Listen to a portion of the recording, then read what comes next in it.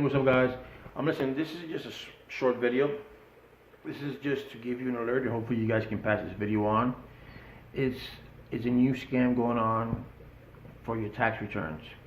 Scammers, what they're doing now is that they are filing for you.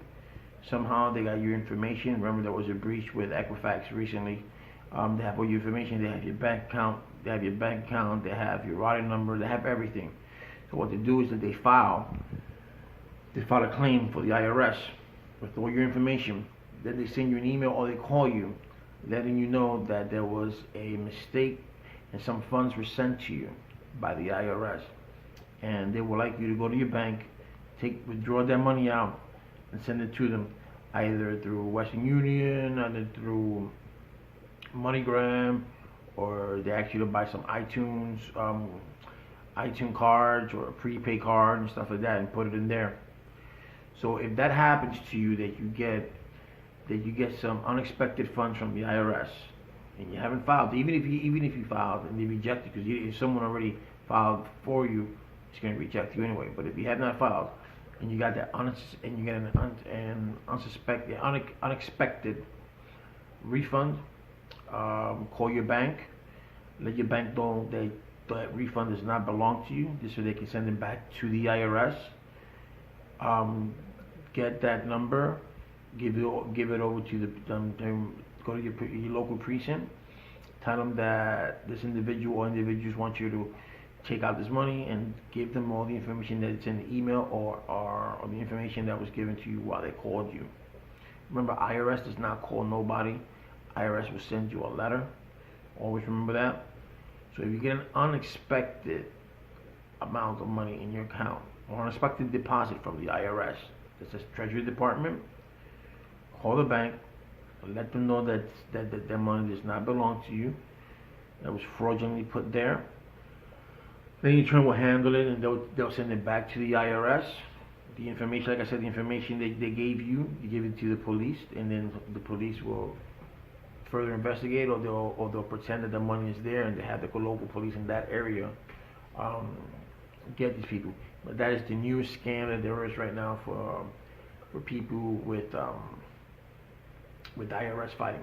So if you have been breached with the for the IRS, I would suggest that you get in contact with Equifax, TransUnion, and Experian, and you put a freeze on your account, or you put an alert.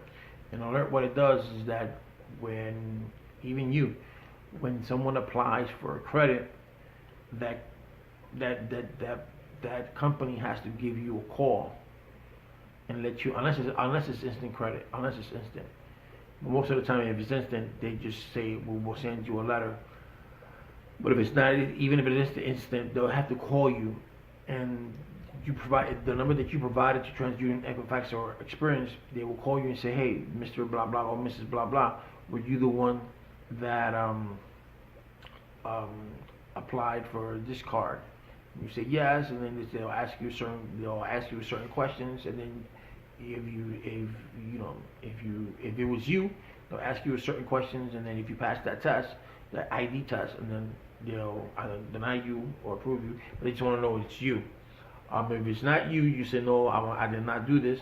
So then they'll stop that application, and whatever they do after that, I don't know if they call the police, but at least you have that freeze. So you have to put a fraud alert, because remember, Equifax recently got hacked, and they got hit hard. They got people's license plate. They got people's driver's license. They got people's mother's maiden name. They got people's social security number. They got your bank account, your routing number, everything. So I suggest that you look up your credit report. Go to creditkarma.com or go to Credit One, or there's a lot of sites that are for free. Lending Tree. There's a lot of ones that are for free that you can go and you can look at your report.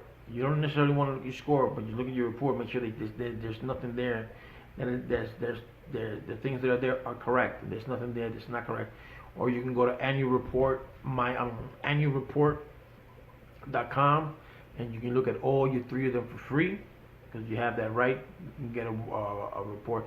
You can You can see it online all the time, whenever you want to. But if you request a report to be sent to you by mail, you can only have it. You only get sent to you once a year.